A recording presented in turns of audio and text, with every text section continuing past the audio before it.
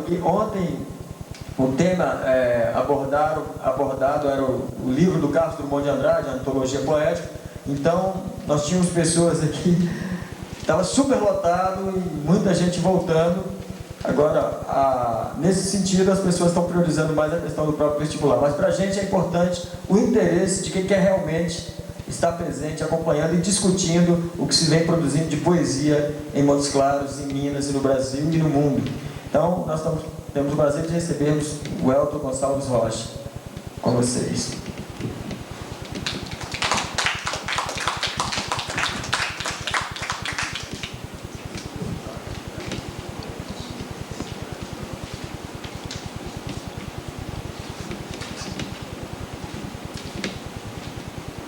Gente, desculpa o fato de eu ficar sentado na primeira parte, mas é porque depois eu pretendo ficar em pé. E eu tive uma cirurgia recente, não estou muito em condições de abusar, não. Também porque eu quero seguir um certo roteiro, né? Eu vou pedir mais uma vez, o pessoal que está no fundo, vamos ficar mais perto um pouquinho? Mais calor humano.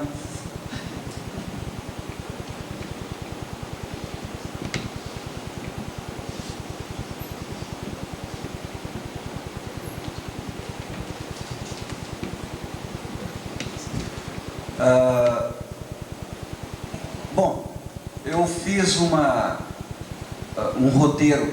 Em primeiro lugar, por que eu estou aqui falando de João Cabral de Melo Neto? Né? E por que João Cabral de Melo Neto é tema deste Sil Poético? Eu quero crer que na cabeça de quem organizou o Haroldo, né, já que se falava em rumos da poesia, da experiência poética no Brasil, é significativa, extremamente significativa, a presença de João Cabral de Melo Neto no cenário da poesia brasileira contemporânea. De alguma forma, eu pretendo conversar aqui com vocês sobre alguns tópicos que possam dizer assim: será que Cabral é mesmo tão importante na poesia brasileira contemporânea? De antemão, eu acho que até vou perguntar, vocês, quem aqui já leu algum livro de João Cabral de Melo Neto? Qual livro você leu? Morte e Vida Severina? Vocês têm, assim, algum conhecimento maior da obra poética dele? Se sim, se não? Não? Tá. Então, vejam, eu preparei uma primeira parte em que eu pretendo situar um pouquinho João Cabral de Melo Neto da literatura brasileira, e na segunda parte falar um pouco sobre o meu trabalho específico com a obra dele. Foi tema da minha dissertação de mestrado, e eu tive a sorte, não sei se sorte ou felicidade, porque a atividade da crítica literária é uma atividade que pode ser mais ou menos feliz, né, com relação àquilo que ela apresenta das obras que estuda, né? Mas eu acho que nesse aspecto eu tive uma certa felicidade, porque eu pude descobrir no conjunto da obra de João Cabral de Melo Neto um procedimento, uma maneira de construir os livros, já muito mais do que de construir alguns poemas, de construir os livros como um todo, que lida com um aspecto extremamente matemático e visual. Isso já tinha sido apontado por vários críticos anteriores da obra dele, mas eu acredito que no nível de demonstração, né, aqui nesse trabalho eu pude chegar, a coisa ainda não tinha se confirmado. Vocês é que depois vão dizer se ficam ou não ficam convencidos da pertinência disso, mas eu vou deixar para apresentar isso no finalzinho e vou falar então um pouco introdutoriamente da obra de João Cabral de Melo Neto. Bom, falar de Carlos Drummond de Andrade é bobagem, porque todo mundo já tem uma noção bem maior de quem seja. Falar de Manuel Bandeira, acho que também já temos uma noção muito maior, de Mário Quintana e de tantos outros nomes que tem, não estou usando aqui nenhum juízo de valor, não estou comentando nem positiva nem negativamente, mas que tem uma penetração popular maior. a obra de João Cabral de Melo Neto, infelizmente, eu atribuo isso em grande parte ao despreparo das escolas nossas, dos nossos professores, de lidar, em primeiro lugar, com a poesia em sala de aula. E, em segundo lugar, com autores que exigem mais do que uma simples leitura, às vezes cantante, que agradam aos ouvidos, alguma coisa que agrade também ao intelecto. Essa é a marca da poesia de João Cabral de Melo Neto. É uma poesia voltada para o pensamento, voltada para a lucidez, voltada para a razão. E aí isso assusta muita gente, porque as pessoas perguntam: puxa, mas o que tem poesia a ver com racionalidade, né? Com matemática, com construção, com engenharia?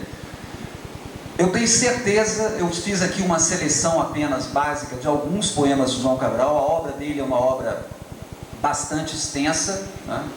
São aproximadamente 800 páginas da edição da Aguilar, as obras completas, e eu tenho certeza de que isso aqui é uma pequeniníssima amostragem da poesia dele, e o que eu espero de fato conseguir com essa conversa é um convite a que vocês leiam a obra dele, se interessem pela obra dele e de outros poetas, vou usar a expressão, que tais, poetas da mesma safra, poetas do mesmo teor, né?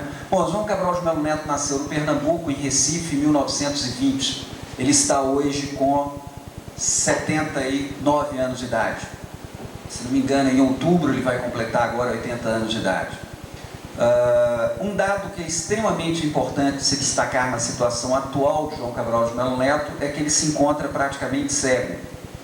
Ele sofreu de uma degeneração da retina, é uma doença rara que acomete e vai cegando a pessoa aos poucos. Por que eu estou começando pelo fim? Porque João Cabral de Melo Neto sempre foi um poeta extremamente visual. Em primeiro lugar, porque ele era um extremo apaixonado pela pintura, pelas artes plásticas. E em segundo lugar, porque ele cuidou muito de fazer isso dentro da obra dele. E ele dizia que o papel do poeta era sempre dar a ver real o real. Vejam essa ênfase na palavra dar a ver real o real. Quer dizer, o poeta não tem que ficar jogando nuvens em cima da realidade. É possível que a gente apresente a realidade para as pessoas e que dessa apresentação e dessa convivência das pessoas com a própria realidade a gente sinta prazer estético, né? Bom, então essa é uma situação bastante irônica, né, para o próprio João Cabral de Melo Neto, encerrar a vida cego. Inclusive ele não escreve mais. Eu vou ler para vocês no finalzinho de tudo um poema inédito que um amigo dele, um conhecido meu também, conseguiu arrancar dele agora no fim da vida, que é o poeta português Arnaldo Saraiva. E nesse poema o Cabral fecha literalmente as portas e janelas para o que se chama o ato da criação literária, dizendo que dele não sai mais nada, né? Bom, no Recife, Cabral conviveu com algumas pessoas que depois se tornaram grandes nomes da literatura brasileira também, né? Mas ressalta uma grande influência sobre a obra dele do poeta itabirano mineiro João Carlos Drummond de Andrade. De acordo com João Cabral de Melo Neto, a literatura brasileira, para ele, começa em Carlos Drummond de Andrade. E por que em Carlos Drummond de Andrade? Porque ele não gostava daquela poesia parnasiana, simbolista, cantante, feita para auditórios e tal. Ele disse que nunca gostou disso. E a poesia de Carlos Drummond de Andrade vai preparar o terreno para a poesia dele. Não só o Carlos Drummond de Andrade, mas principalmente outro poeta mineiro, Murilo Mendes. Vocês veem que Minas Gerais a gente brinca, né? Fala que isso aqui é um território muito amplo de poesia, e é verdadeiro, né? A obra de João Cabral de Melo Neto, hoje, em termos de literatura universal, é considerada, da língua portuguesa, das mais respeitáveis. Em 1992, João Cabral de Melo Neto ganhou o prêmio Neustadt, nos Estados Unidos, que é um prêmio concedido aos chamados pré-Nobel. Um em cada ganhador do prêmio Neustadt torna-se Prêmio Nobel de Literatura, né? Sabia-se que Cabral seria o contemplado com o Prêmio Nobel de Literatura nessa virada de ano? Muito provavelmente, mas o fato dele não ter comparecido à academia previamente para fazer o que ele chamou de política de bastidores, né? Primeiro por um desinteresse relativo a isso e segundo pela cegueira, ele não ganhou o Prêmio Nobel, que de acordo com o próprio ganhador do ano passado, que foi o José Saramago, extraordinário escritor, ele considera que o verdadeiro merecedor do prêmio deveria ser João Cabral de Melo Neto. Ouvindo isso da voz do próprio Prêmio Nobel em língua portuguesa, não sendo ele também brasileiro, eu acho que é um dado profundamente significativo para nós brasileiros, para aprendermos a olhar um pouco mais, né, para o nosso território literário e valorizar o que se faz nesse território. Bom, João Cabral de Melo Neto, logo cedo, com 24, 25 anos de idade, ele segue a carreira diplomática. Ele faz o concurso público, passa e segue a carreira diplomática. Bom, daí ele começa uma carreira de viagens. Ele larga o Pernambuco e vai começar a rodar o mundo, né, a trabalho. Mas há um lugar que é particularmente significativo para João Cabral de Melo Neto. E esse lugar é a Espanha. E dentro da Espanha, a região de Sevilha. E eu vou dizer para vocês quais são os vários motivos pelos quais ele tem tanto gosto pela Espanha. O primeiro deles é, sem dúvida, a aridez do terreno. Vejam vocês, um cara sair do Nordeste, norte de Minas, onde nós estamos, tem alguma aproximação com a realidade nordestina, pouca, mas a gente vai poder ver isso em alguns poemas dele. Quer dizer, e encontrar, dizer que um solo de que ele passe a gostar também é Espanha, é alguma coisa que pode surpreender no primeiro momento. Em todos os lugares onde Cabral serviu como diplomata, as primeiras pessoas que ele procurava conhecer eram quase que sempre os pintores, sempre ligado a essa questão do ver, do olhar, né? De ver o mundo, ver a vida, ver a realidade, e de dizer, ó, papel de poeta não é ficar tampando isso não, papel de poeta não é ficar anestesiando as pessoas não, papel de poeta é estimular as pessoas a cada vez mais mergulhar nessa realidade, buscar compreendê-la e principalmente, mas muito principalmente mesmo, buscar transformá-la, né? Bom, então nesse percurso dele das artes plásticas, ele vai conviver com dois pintores, pelo menos com a obra de dois pintores, que vão marcá-lo profundamente. Um pintor é o pintor catalão Miró, Joan Miró, de que ele se tornou amigo pessoal, e inclusive escreveu até ensaios sobre a obra dele. E o outro pintor, ele não conviveu diretamente com ele, foi o pintor holandês chamado Piet Mondrian. E segundo ele, a obra de Piet Mondrian foi a obra que mais o influenciou pessoalmente. Eu trouxe então para mostrar para vocês algumas telas de Piet Mondrian, esse trabalho matemático que eu procurei estabelecer para vocês verem uma coisa e outra, né? Então a gente poder falar a respeito. Com relação ao conjunto de obras de João Cabral de Melo Neto, ele possuía até 1982 15 livros, depois ele publicou mais 4, são ao todo 19 livros.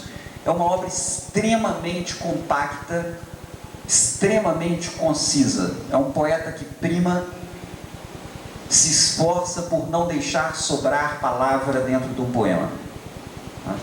Então, é por esse motivo que a obra dele completa parece assim tão miúda perto de outros publicados pela mesma editora, que tem às vezes 2, 3 volumes, 2, 3 exemplares, né? Fala-se da geração de 45, de que João Cabral de Melo Neto seria um poeta da geração de 45 na literatura brasileira. Ele diz que não, que isso é mera coincidência de datas. Ele não tem nada a ver com Ledo Ivo, ele não tem nada a ver com Mário Faustino, não tem nada a ver com esses outros poetas. E verdadeiramente, se a gente for estudar isso em profundidade, vai ver que João Cabral de Melo Neto, na literatura brasileira moderna, tem um lugar absolutamente à parte. A gente brinca, desculpe, às vezes eu vou ficar parecendo aqui maior defensor do João Cabral de Melo Neto, ele nem precisa disso, mas eu sou de fato por vários outros motivos. Mas a gente brinca que a literatura brasileira deste século poderia tranquilamente ser dividida em antes e depois de João Cabral de Melo Neto. Se vocês estão vendo esses experimentos todos do psicopoético, em termos de procura de linguagem, reflexão sobre linguagem, isso se deve ao trabalho pioneiríssimo e de vanguarda de João Cabral de Melo Neto no Brasil. Porque se não fosse ele, muito provavelmente o Brasil tem aí sempre uma média de 20 ou 30 anos de atraso com relação aos experimentos de arte em relação ao resto do mundo. Isso não é novidade para ninguém, né? Eu acho que se não fosse ele, a gente estaria arrastando ainda uns 20 anos de passado aí, de poesia. Bom, a qualidade não vou entrar no mérito dela, né? O fato de ele ter feito a vida inteira essa mesma poesia que ele fez é um outro dado muito significativo. Primeiro pelo seguinte, é comum a gente estudar a obra completa de um poeta e ver que ela oscila.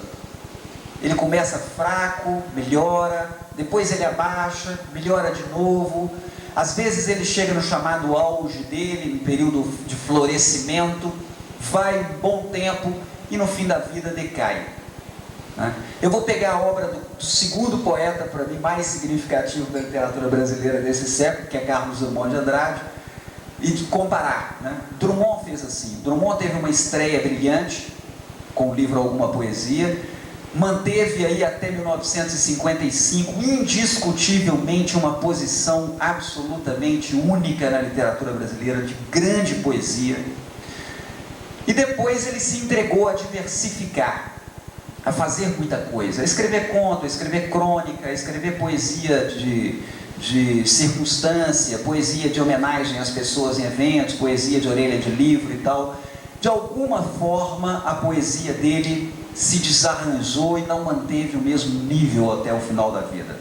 A obra do Cabral, segundo os estudiosos, faz o contrário. Ela começa com o primeiro livro, que é um livro relativamente fraco, mas não menos significativo, chamado Pedra do Sono.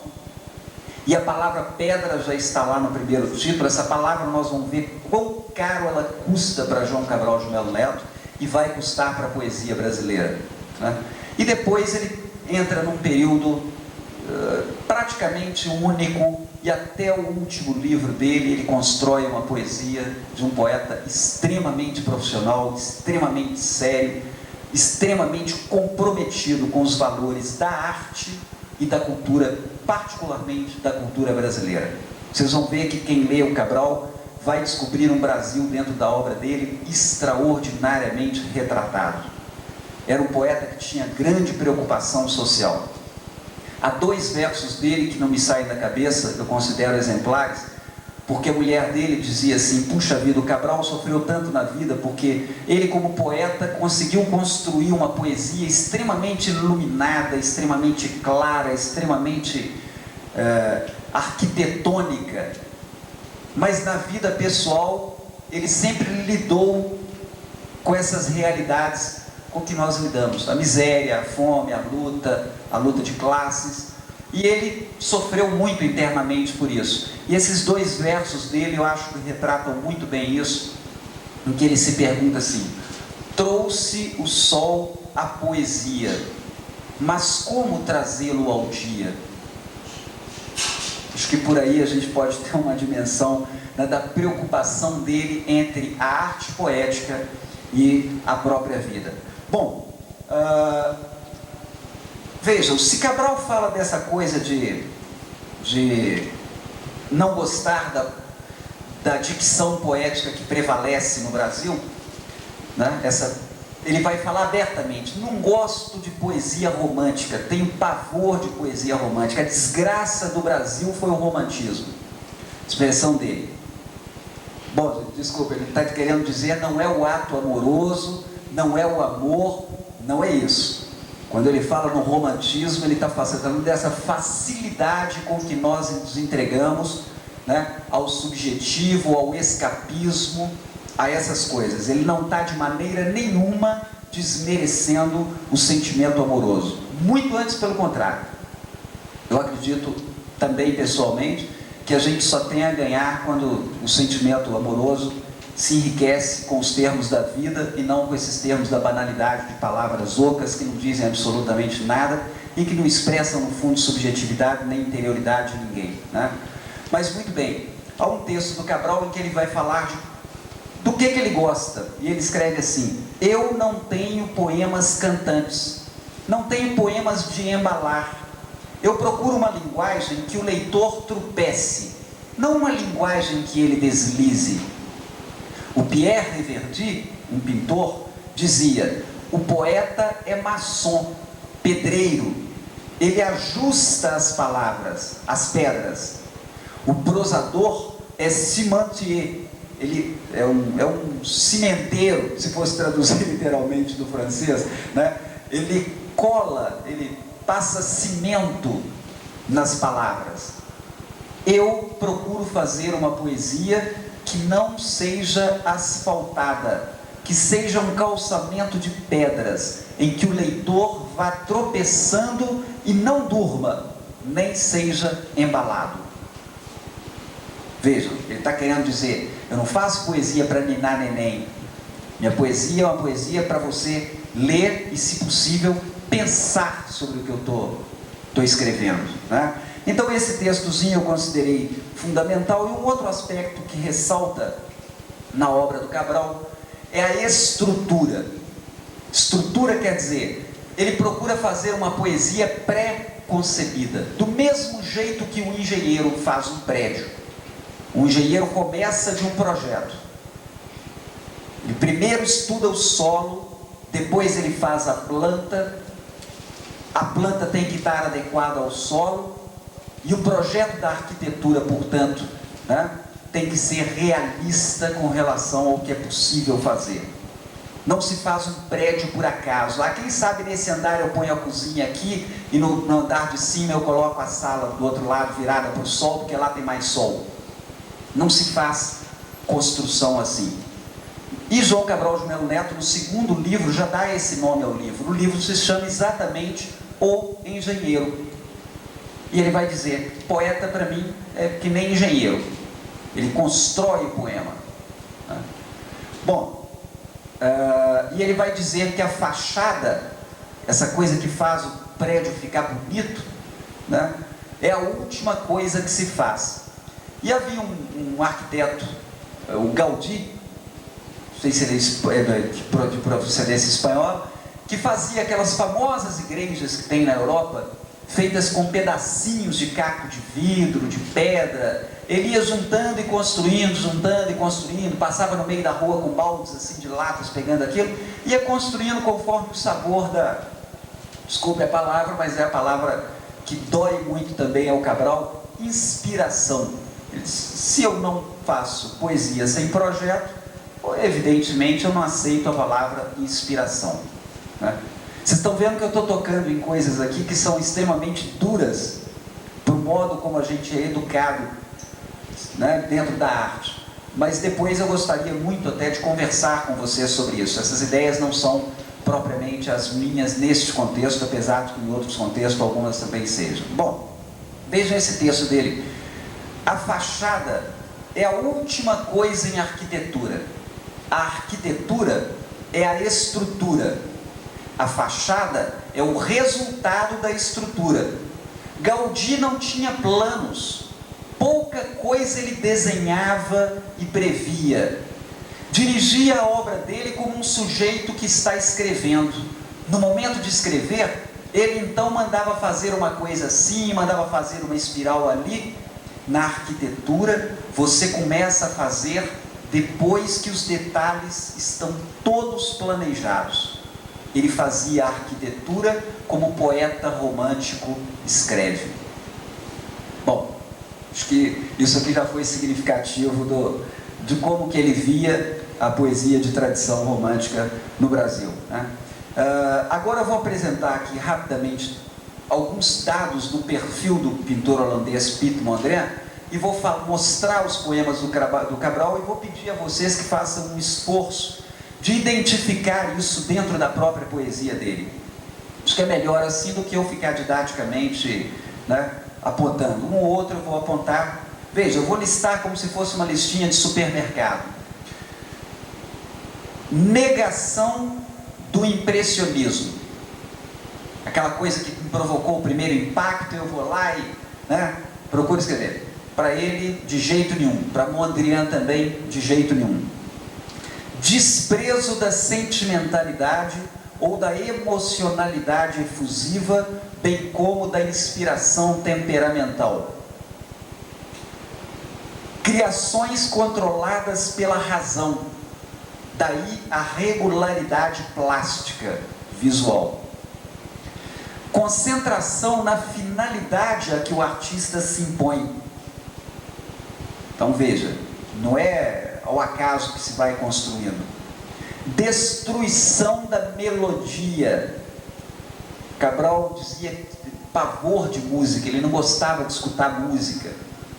Até hoje ele não gosta, ele escuta rádio, é aquela rádio CBN, ele adora escutar jornal, mas quando bota uma música para ele, ele arrepia. E só há dois tipos de música que ele gosta de ouvir. Há uma que ele gosta muito de ouvir, que é a música flamenca. Aquela música que a gente se lembra logo do ritmo das bailadoras espanholas, né?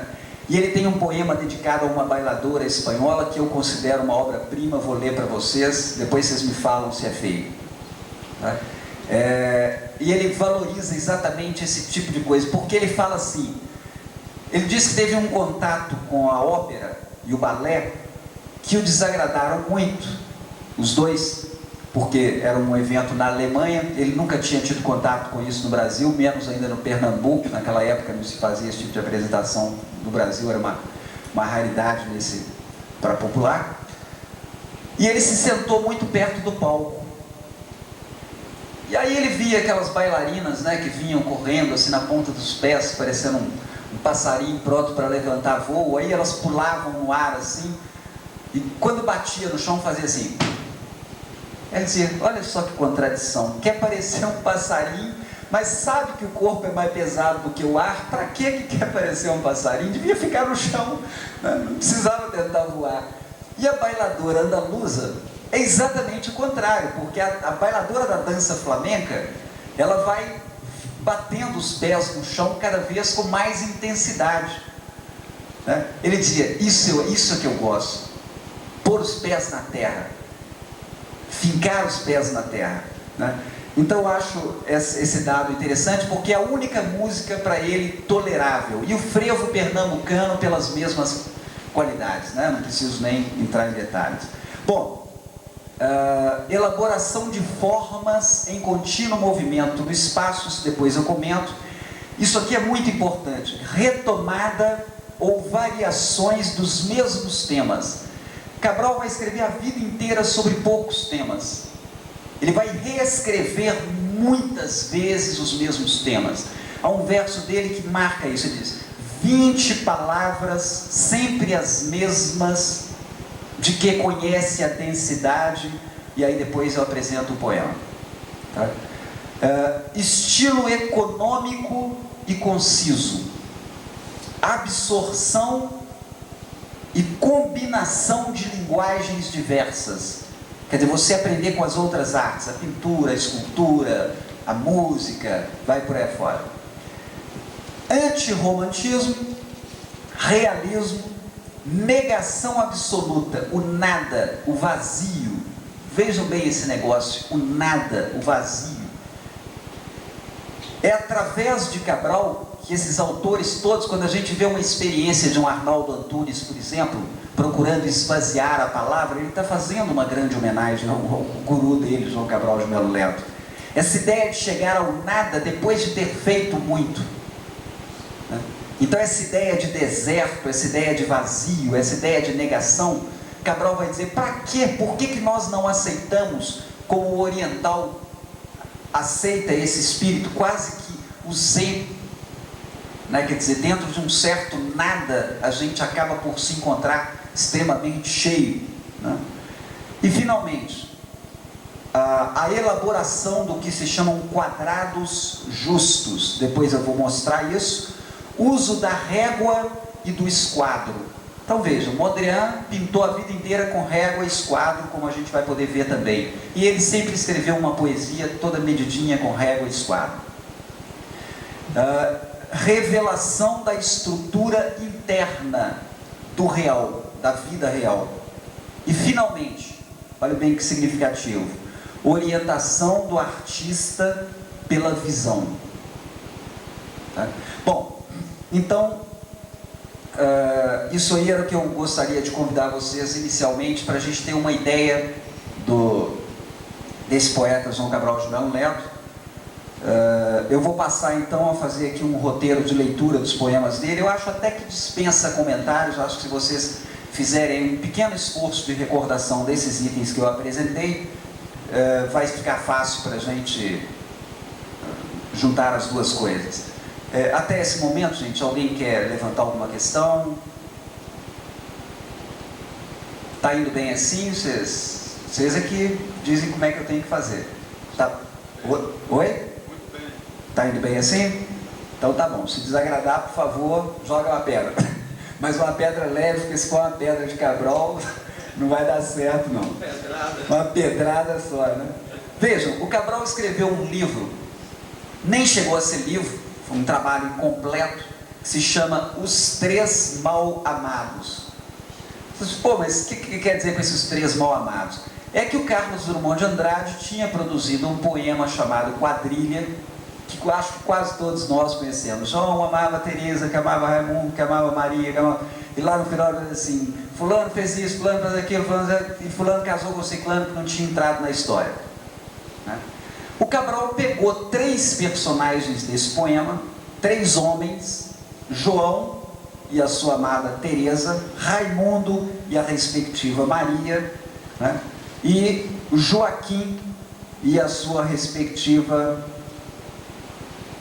Não, Joaquim não tem a sua respectiva. E bem, atribuiu a cada um deles uma postura de vida. Então, João era aquele romântico, né? Que idealiza a mulher amada e vai por aí afora. Né? O Joaquim já é o outro mais realista. Né? E finalmente o Raimundo, que é ele próprio. E quando ele está falando, na verdade, dessa Maria, onde está Maria, você pode e deve até perfeitamente escutar ou ler a palavra poesia. Ele está falando exatamente de como é que ele faz poesia, como é que ele vê a poesia. Então vamos lá, eu vou falar só dos fragmentos em que o Raimundo fala. Tá? Maria era a praia que eu frequentava certas manhãs. Meus gestos indispensáveis que se cumpriam a um ar tão absolutamente livre que ele mesmo determina seus limites. Meus gestos simplificados diante de extensões de que uma luz geral aboliu todos os segredos. Maria era sempre uma praia, lugar onde me sinto exato e nítido como uma pedra. Meu particular, minha fuga, meu excesso, imediatamente evaporados. Maria era o mar dessa praia, sem mistério e sem profundeza, elementar, como as coisas que podem ser mudadas em vapor ou poeira. Maria era também uma fonte, o líquido que começaria a jorrar num momento que eu previa, num ponto que eu poderia examinar, em circunstâncias que eu poderia controlar. Eu aspirava a acompanhar com os olhos o crescimento de um arbusto, o surgimento de um jorro de água. Maria não era um corpo vago, impreciso. Eu estava ciente de todos os detalhes de seu corpo, que poderia reconstituir a minha vontade. Sua boca, seu riso irregular. Todos esses detalhes, não me seria difícil arrumá-los recompondo-a, como num jogo de armar ou numa prancha anatômica. E quase chegando ao fim. Maria era também, em certas tardes, o campo cimentado que eu atravessava para chegar a algum lugar, sozinho sobre a terra e sob um sol que me poderia evaporar de toda a nuvem. Maria era também uma árvore, um desses organismos sólidos e práticos, presos à terra com raízes que a exploram e devassam seus segredos, e ao mesmo tempo lançadas para o céu, com quem permutam seus gases, seus pássaros, seus movimentos. Muito interessante esse, que é uma grande ironia, comparando com um tipo de bebida. Maria era também a garrafa de aguardente. Aproximo o ouvido dessa forma correta e explorável e percebo o rumor e o movimento de sonhos possíveis. Ainda em sua matéria líquida, sonhos de que disporei, que submeterei a meu tempo e minha vontade, que alcançarei com a mão. Quanto à realidade, o dia a dia, ele diz: Maria era também o jornal, o mundo ainda quente em sua última edição e mais recente. E finalmente, Maria era também um livro, susto de que estamos certos, susto que praticar, com que fazer os exercícios que nos permitirão entender a voz de uma cadeira, de uma cômoda, susto cuidadosamente oculto, como qualquer animal venenoso, entre as folhas claras e organizadas dessa floresta numerada que leva dísticos explicativos, poesia, poemas, versos. Maria era também a folha em branco, essa imagem do poeta que só tem para começar o poema a folha em branco e o papel e não inspiração, né? Maria era também a folha em branco, barreira oposta ao rio impreciso que corre em regiões de alguma parte de nós mesmos. Nessa folha eu construirei um objeto sólido que depois imitarei, o qual depois me definirá. Penso para escolher um poema, um desenho, um cimento armado, presenças precisas e inalteráveis opostas à minha fuga. E finalmente mesmo, Maria era também o sistema estabelecido de antemão, o fim onde chegar. Era a lucidez que ela só nos pode dar, um modo novo e completo de ver uma flor, de ler um verso. Bom, acho que dá para sentir aí o que é a poesia do Cabral, gente? Só que isso é uma poesia absolutamente ainda em prosa, porque aqui ele ainda não trabalhava o tipo de métrica que ele vai construir depois. Então vamos ver que os poemas agora vão ficando cada vez mais interessantes, acredito eu, né? E, bom, eu acho que vocês acham que 10, 15 minutos de leitura cansa muito? Vamos fazer? Então vamos lá. O poema O Engenheiro. Vejam, vá pensando no engenheiro construindo um prédio e o poeta construindo um poema. O que ele está dizendo é isso. Ó, olha como é que o engenheiro faz um prédio. Eu vou escrever como é que é. E ao escrever como é que o engenheiro faz um prédio, me veja escrevendo um poema. A luz, o sol, o ar livre envolvem o sonho do engenheiro. O engenheiro sonha coisas claras, superfícies tênues, um copo d'água. O lápis, o esquadro, o papel, o desenho, o projeto, o número. O engenheiro pensa o mundo justo, mundo que nenhum véu encobre. Em certas tardes nós subíamos ao edifício. A cidade diária, como um jornal que todos liam, ganhava um pulmão de cimento e vidro. A água, o vento, a claridade. De um lado o rio, no alto as nuvens, situavam na natureza o edifício, crescendo de suas forças simples. Bom, a pausa para vocês pensarem um pouquinho, né? Nessa imagem do crescer de forma simples, nada sofisticado. E vem agora o que ele chama de a lição da poesia.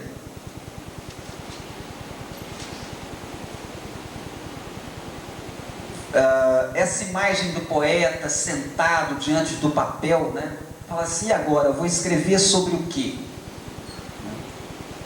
Se é poeta mesmo, ele vai dizer, siga essa lição aqui de poesia.